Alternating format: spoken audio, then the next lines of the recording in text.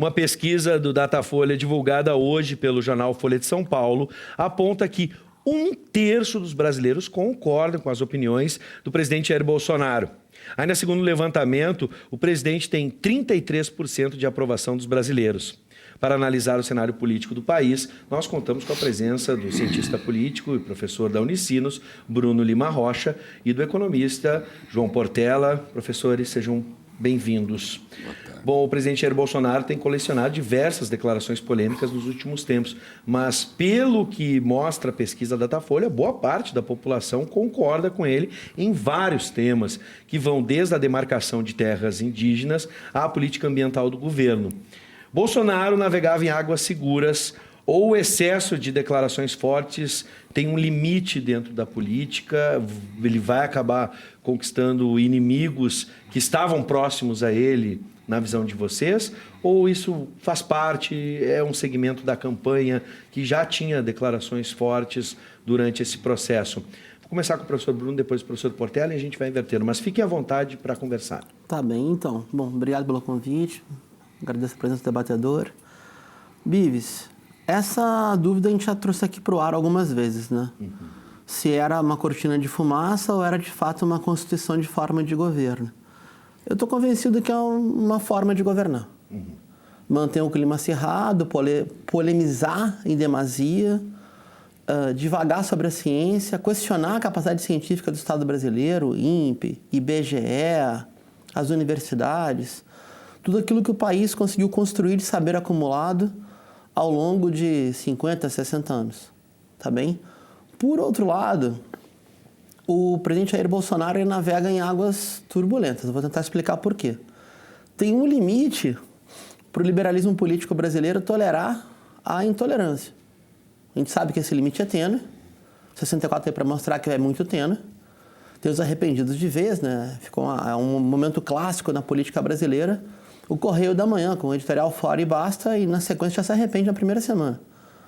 Então eu não sei até que ponto as agrupações liberais mais clássicas, ou a direita clássica, que se atende pela alcunha de centrão, vai conseguir conviver com um permanente questionamento das instituições formais do Estado brasileiro, que estão muito abaladas desde 2016. Para encerrar a primeira intervenção, eu diria que ele tem um trunfo. Eu também não sei até quanto esse trunfo dura.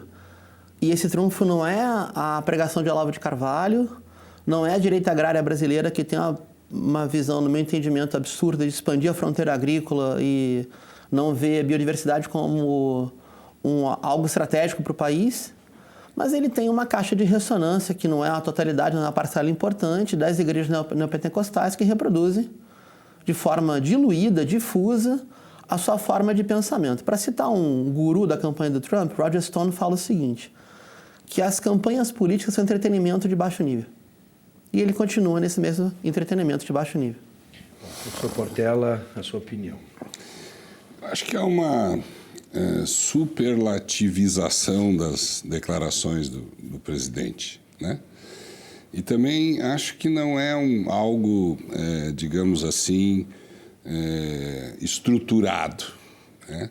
Acho que é muito mais a personalidade dele.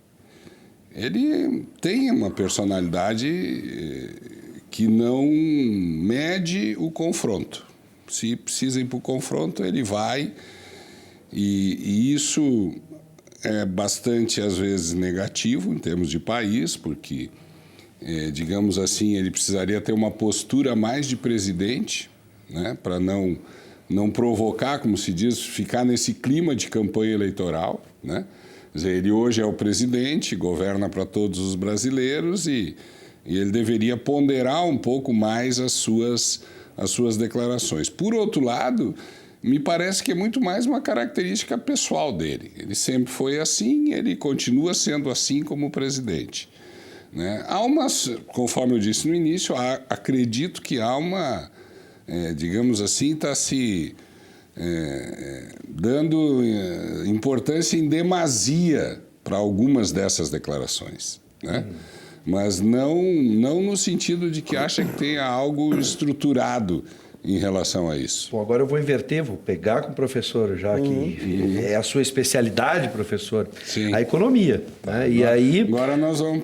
Pois é, aí puxão a gente fica melhor aqui pra mim. discutindo em determinados momentos de que o país precisa de um clima, ele precisa passar segurança, credibilidade, precisa de um clima tranquilo para que investidores, por exemplo, acreditem no país e possam trazer o dinheiro e até mesmo a própria população se sentir segura para poder colocar o que tem para circular.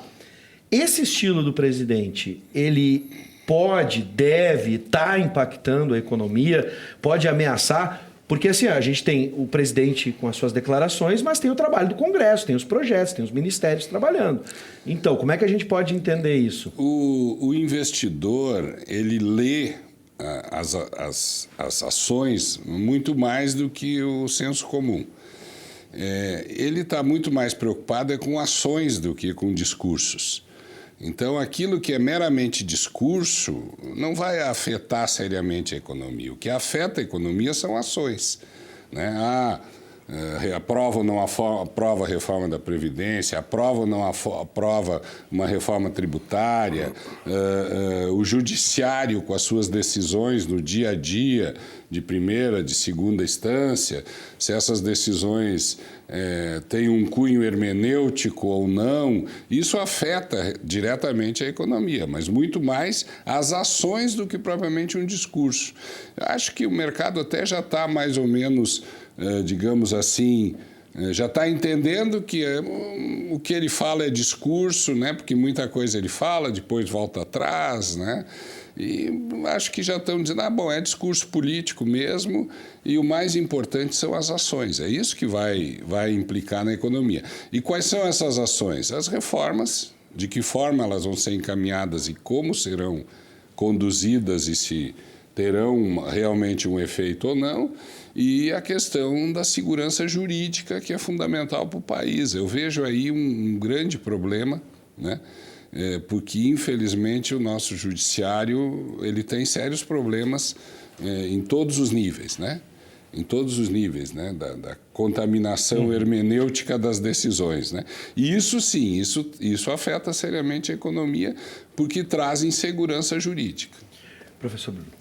Então, primeiro, eu não consigo separar discurso de governo de ato de governo. Cada vez que o Estado fala, o Estado fala.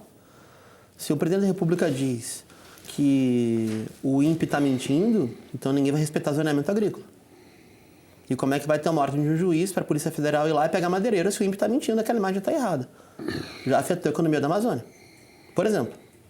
Segundo, eu vejo uma total coerência entre o discurso irascível de Bolsonaro e a prática de não haver política econômica de Paulo Guedes.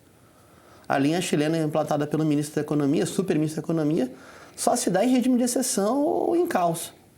Nessa situação onde ninguém se entende, tudo fica sob suspenso, tudo fica como se amanhã o país fosse quebrar, o que é uma grande mentira.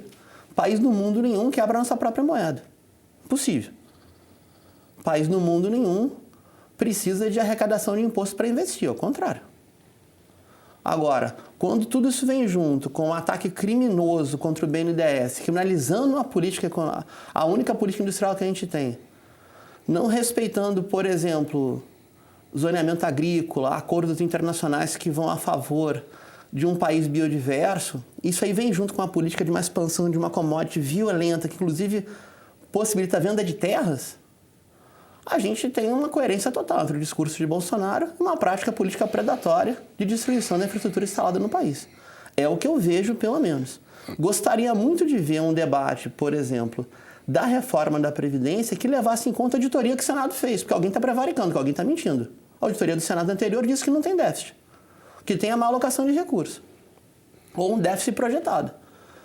Como é que a gente pode sobretaxar o salário, a pobreza e o consumo sem fazer uma redistribuição tributária? Só se for num estado de exceção que gere privilégios, que é o que está ocorrendo hoje, e que aí cada fala do presidente reforça esse clima de insegurança e instabilidade.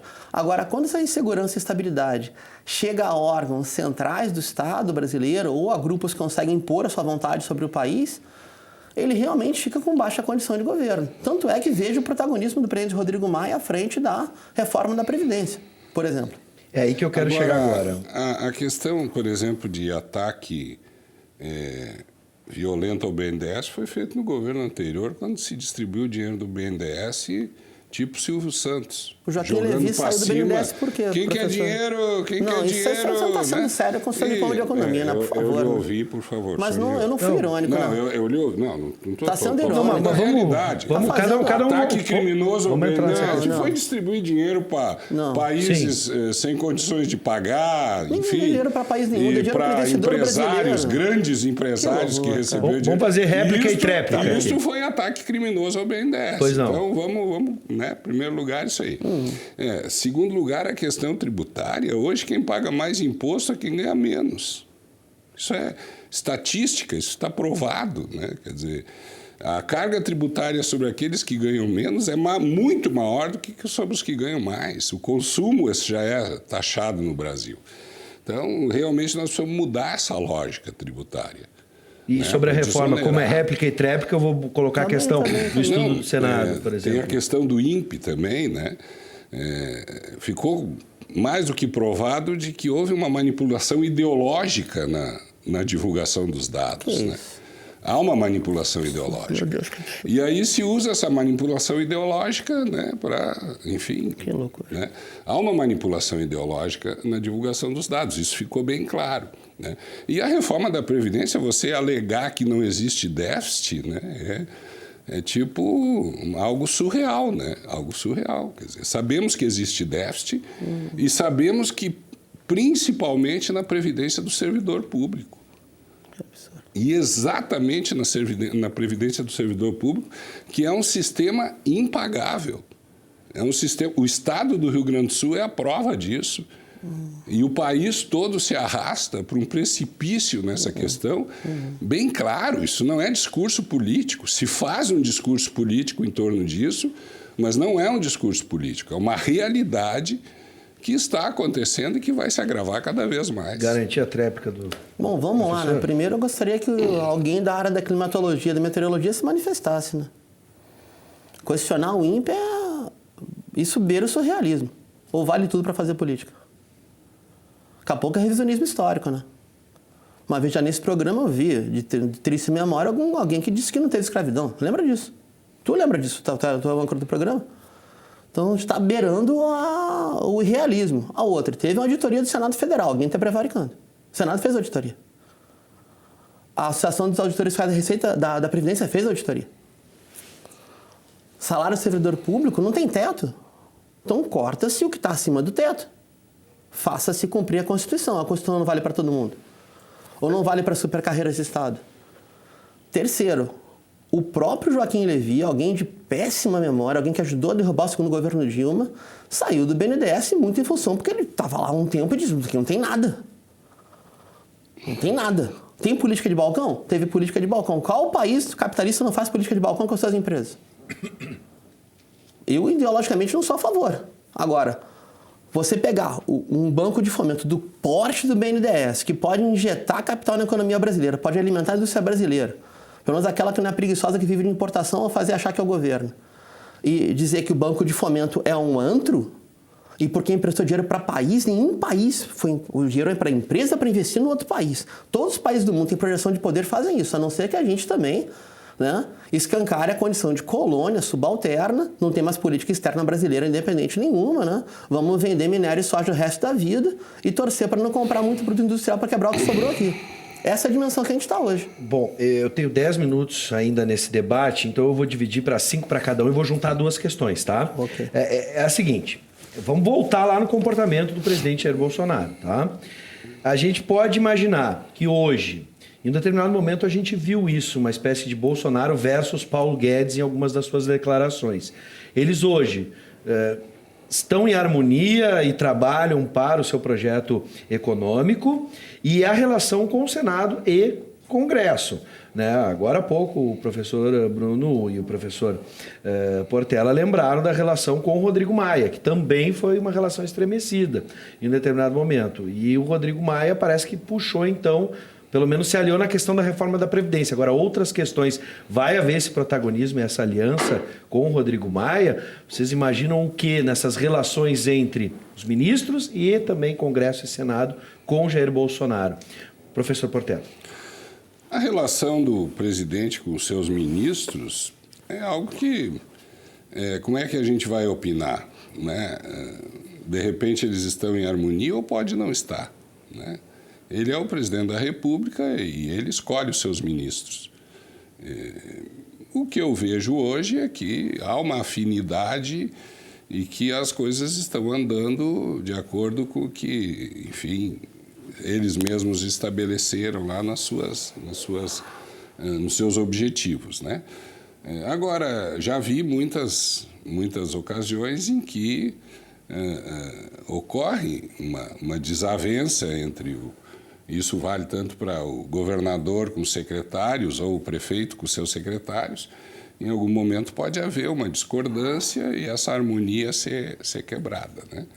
Hoje, a garantia digamos assim, da tranquilidade econômica está no ministro da Economia, né? Evidentemente que o presidente da República deve saber disso. Quanto à relação com o Congresso, o presidente foi deputado, né, por não sei quantos anos, mais de 20 anos, né? Eu acredito que ele deva conhecer como funciona essa relação, né? Ela sempre é uma relação complicada, até pelo sistema que nós temos, esse sistema de presidencialismo de coalizão aí que para mim particularmente é o que faz e deriva 99% dos nossos problemas, que começa com mensalão e depois vem para petrolão e outros tantos que se viu ao longo da coisa, né? Eu apenas gostaria de complementar a questão do BNDES. Não são só países que receberam aquela farra de dinheiro, né? Foram grandes empresas também no país, como a Friboi, como a do Eike Batista e a própria Oi, né? Num projeto com a Brasil, com aquela de Portugal, lá com a Telecom portuguesa, que se queria criar, enfim, tinha uma visão de se criar super empresas no país, né? E se pegou o dinheiro do BNDES para fazer esse tipo de financiamento. Então, não foi só com a questão... e as auditorias, essas citadas pelo professor, o Senado Federal, a maior média de aposentadorias está no Senado Federal, né? Aí eu ganho 28 mil por mês de aposentadoria, em média, né? Sem ter contribuído para tanto. Aí eu vou dar um parecer se mexer na Previdência é válido ou não é válido, né? A questão de contestar o INPE, né, não está contestando o INPE, se está se contestando a divulgação que foi feita por algumas pessoas do INPE, que usaram, inclusive, o Instituto de maneira ideológica, né? Então, acho que essas são... Obrigado, e essa professor. Relação com o Congresso e com Sim. os ministros é uma relação que realmente ele vai ter que conduzir. Se ele não souber conduzir com o Congresso, principalmente com o Congresso, isso certamente lhe trará problemas, né? Perfeito. Né? Mas na relação com os ministros, aí é mais pessoal, né? Professor Bruno? Vou começar pelo final. Quer dizer, então, que se o Senado faz uma auditoria, ele tem um conflito de interesse, um vício de origem, como eles ganham um salário alto, eles jamais vão falar que vai quebrar a Previdência. É essa a afirmação?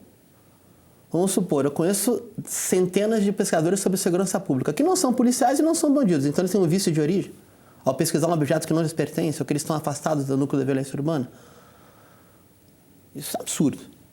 Isso daí é um verdadeiro absurdo. Outra, a gente tem um banco de fomento numa economia capitalista que não quer uma super empresa brasileira para disputar o capitalismo mundial, a gente quer o quê?